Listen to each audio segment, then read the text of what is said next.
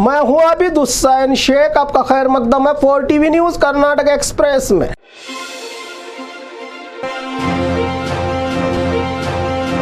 येडियुरप्पा के घर मिला बीजेपी से दिवाली का बड़ा तोहफा। शिकारीपुर मतक्षेत्र के एमएलए और पूर्व सीएम येडियुरप्पा के बेटे BY विजेंदर को कर्नाटक राज्य बीजेपी यूनिट का अध्यक्ष नियुक्त करके कई दिनों से राज्य अध्यक्ष स्थान के लिए रेस में रहे शोभा करंदलाजे और सिटी रवि को पीछे छोड़कर अपनी जिद पूरी करवाई। बेटे को राज्य बीजेपी की कमान सौंपकर, जिसका ऐलान बीजेपी राष्ट्रीय अध्यक्ष JP नड्डा के आदेश पर राज्य अध्यक्ष की जिम्मेदारी दी गई। BY विजेंदर को लोकसभा चुनाव के चलते लिंगायत समुदाय की विधानसभा चुनाव में बीजेपी से धुरी कहीं लोकसभा चुनाव में भी न हो जाए के मकसद से अध्यक्ष स्थान देने की बात और पार्टी के कुछ नेताओं में नाराजगी की लहर भी देखी जा रही है। इस फैसले के बाद अगले हफ्ते अपोजिशन लीडर को भी चुनने वाली है बीजेपी राज्य की कांग्रेस सरकार के खिलाफ आवाज उठाने के लिए।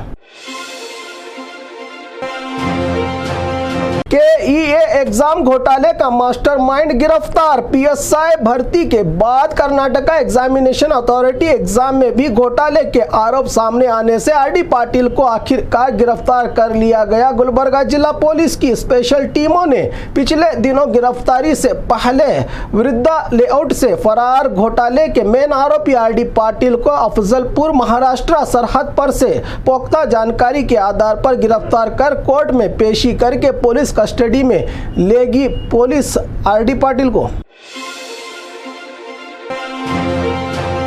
PSI पोस्ट के लिए री एग्जामिनेशन का फैसला। PSI एग्जाम घोटाले का सच सामने आने के बाद दोबारा एग्जाम का सरकार ने भी ऐलान किया था, मगर कुछ ईमानदारी और मेहनत से एग्जाम लिखने वाले उम्मीदवारों ने इसके खिलाफ हाईकोर्ट का दरवाजा खटखटाया था। इसी पर सुनवाई करते हुए हाईकोर्ट ने एग्जाम को दोबारा करवाने का फैसला सुनाते हुए इंडिपेंडेंट एजेंसियों की तरफ से साफ सुथरे माहौल में एग्जाम करवाने का फैसला सुनाया है हाई कोर्ट ने, जिसमें 540 PSI भर्तियों में हुए घोटाले को लेकर जांच अधिकारियों ने ADGP को ही गिरफ्तार किया था। इस मामले में 540 उम्मीदवारों में से 52 उम्मीदवार इस घोटाले में शामिल होने के चलते दोबारा एग्जाम का फैसला सुनाया है हाई कोर्ट ने। सड़क व्यापारियों को त्योहार के वक्त परेशान करने का काम। बेंगलुरु में फुटपाथ और सड़क व्यापारियों को BBMP की ओर से हटाने का काम बुलडोजर के बाद अब मार्शल कर रहे हैं। ये काम कोई भी सड़क व्यापारी ना करे। सड़क पर कारोबार माइक के जरिए अनाउंस कारोबार करने वालों को पालिका की गाड़ी में सामान भरकर हटाने का काम। रोशनी के त्योहार दिवाली में कुछ कमाई करके घर परिवार में खुशियां लाने की तैयारी में रहे इन व्यापारियों की इस कार्रवाई से और भी मुश्किलात बढ़ गई हैं। कुवैत, शारजाह, दुबई से लाने वाला करोड़ों का सोना सीज। पिछले 2 दिनों में कुवैत, शारजाह, दुबई से गैर कानूनी सोना स्मगल करने वाले 5 लोगों को गिरफ्तार करके 3 करोड़ 9 लाख कीमत का 5 किलो 135 ग्राम का सोना सीज करके बड़ी कामयाबी हासिल की है। देवनहल्ली एयरपोर्ट के कस्टम अधिकारियों के आंखों को चकमा देकर सोने को अलग अलग शक्ल बना के बाहरी मुल्कों से सोना लेकर आने वाले सोने को पकड़ा है कस्टम अधिकारियों ने।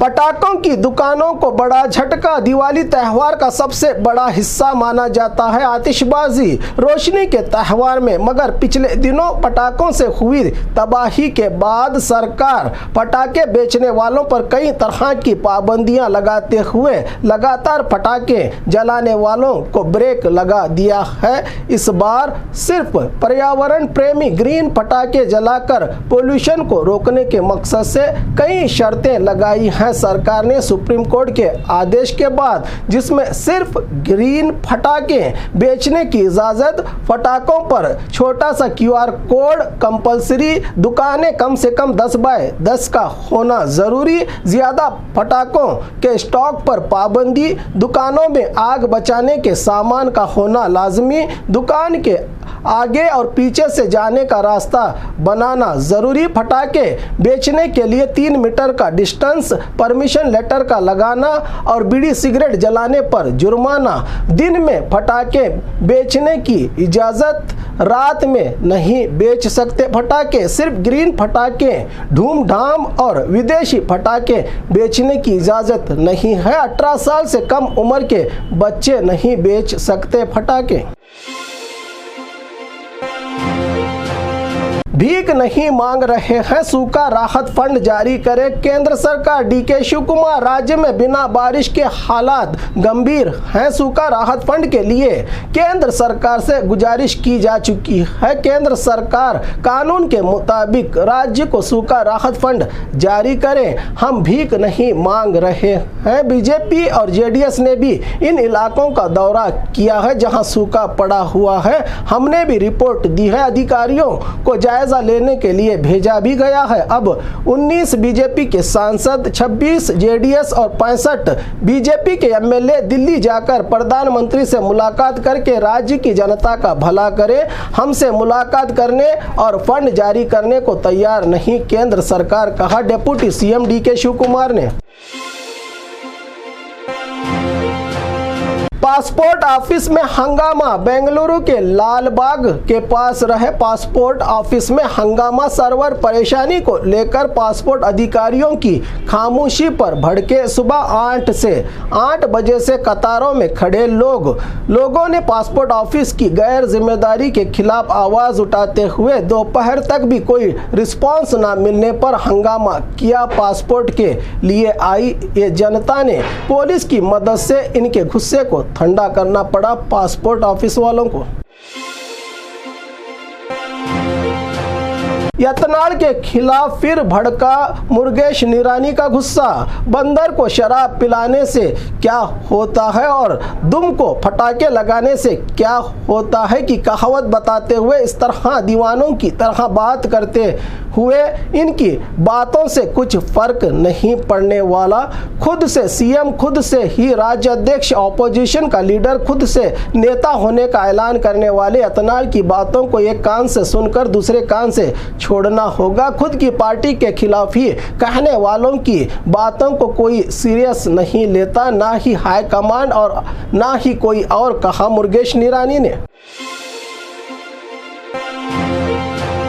भगवान के दर्शन को आम जनता के VVIP गेट से दाखिल होने पर जिला कलेक्टर गरम। हासन के हासनांबे दर्शन के दौरान VVIP गेट से आम जनता के दाखिल होने पर हासन जिला कलेक्टर सत्यभामा AC शिवती पर गुस्सा होते हुए खामोश करने के लिए हाथ से चुप करने का नज़ारा देखने को मिला, जहां MLA के साथ जनता भी VVIP गेट से अचानक आ जाने से मैं क्या कर सकती हूँ, कह रही थी AC शिवती।